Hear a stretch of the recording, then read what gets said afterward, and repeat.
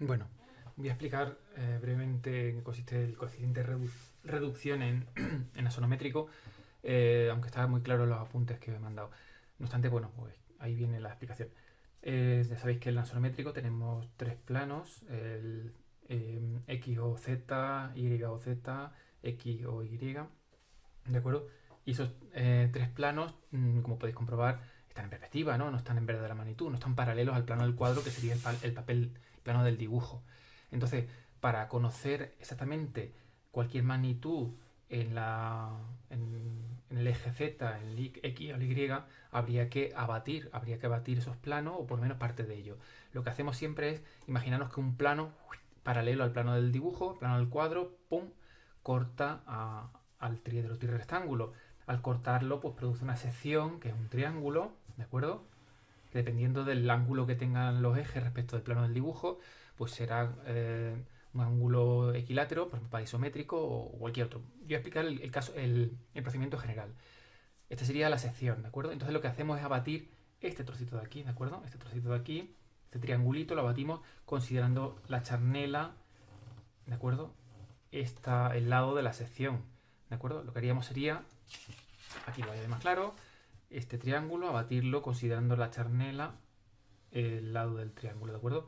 Lo que sería la recta intersección entre el plano paralelo al cuadro y el triedro trirectángulo.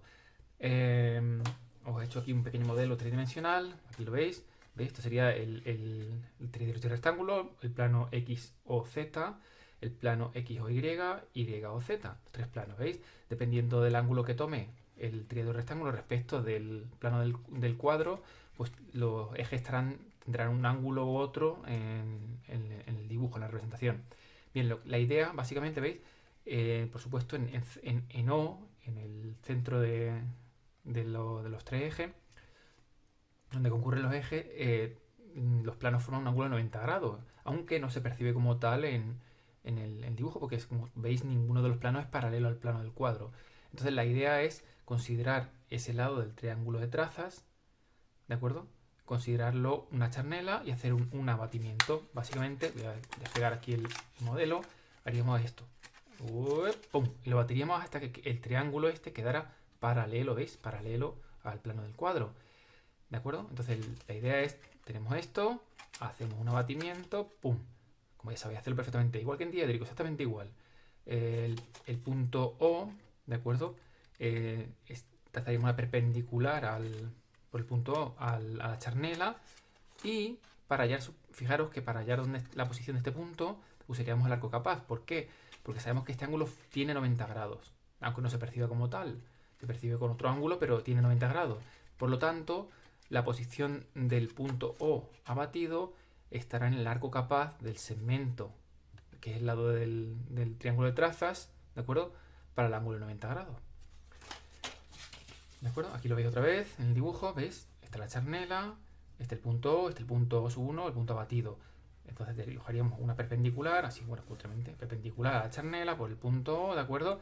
Y donde corte el arco capaz para este segmento, para el ángulo de 90 grados, que sabéis que es la semicircunferencia, ahí estará la posición. Y ya sabemos que estos lados de aquí y este de aquí están en verdadera magnitud, puesto que pertenecen a este plano que está paralelo al plano del dibujo. Vamos a hacerlo rápidamente. Aquí.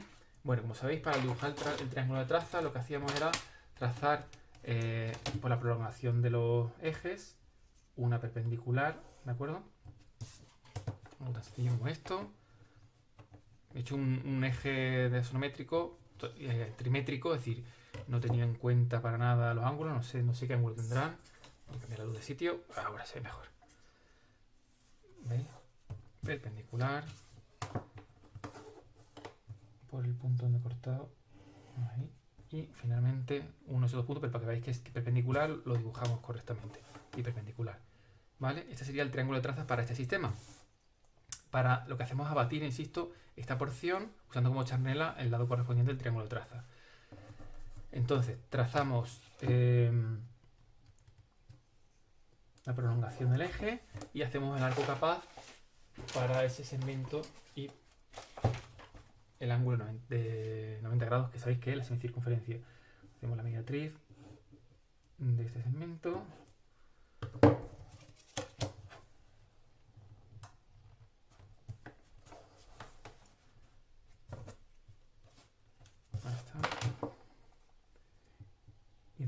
la circunferencia, corte, será el punto O sub 1, ¿vale? Y por supuesto, como ya sabéis, este lado ahora estaría en verdadera magnitud y este también estaría en verdadera magnitud. Entonces, ¿cómo haríamos para trasladar una magnitud cualquiera? Imaginaos que nos dan la magnitud, esta misma, en verdadera magnitud. ¿Vale? ¿De acuerdo? Esto es, no sé, la magnitud n, ¿de acuerdo? En verdadera magnitud. Para ver cómo se vería esa magnitud en asonométrico, es decir, con la reducción correspondiente, trazamos una paralela a una perpendicular a la charnela, ¿de acuerdo? Y esta sería la magnitud n, ¿de acuerdo? Aplicando el coeficiente de reducción para el eje y, ¿de acuerdo? Perdón, para el eje y, para el eje z. Para el eje x, pues esa misma magnitud la tomamos aquí en el eje x. Bueno, no lo he dicho, me he olvidado, perdón. Este sería el eje z abatido, ¿de acuerdo? Este sería el eje z abatido y este eje x, ¿de acuerdo? Entonces esta magnitud, la misma n, la colocamos ahí y su reducción correspondiente sobre x será esta, ¿de acuerdo? ¿Veis? Que es diferente porque no tiene el mismo ángulo respecto al ángulo del cuadro. Esto habría que hacerlo con las tres porciones, no necesariamente con las tres porciones, porque aquí ya teníamos en este triángulo abatido, tendríamos las magnitudes correspondientes a z y correspondientes a x, y nos faltaría y. Habría que abatir esta porción o esta porción, cualquiera de las dos. Por ejemplo, podríamos abatir esta de aquí abajo. Ya tendríamos la correspondiente al eje y.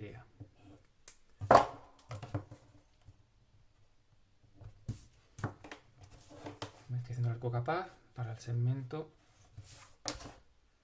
y para el ángulo 90 grados. Ahí. Y este sería O sub 1 también. Y este sería el eje y, esa porción del eje y, esta de aquí, abatida.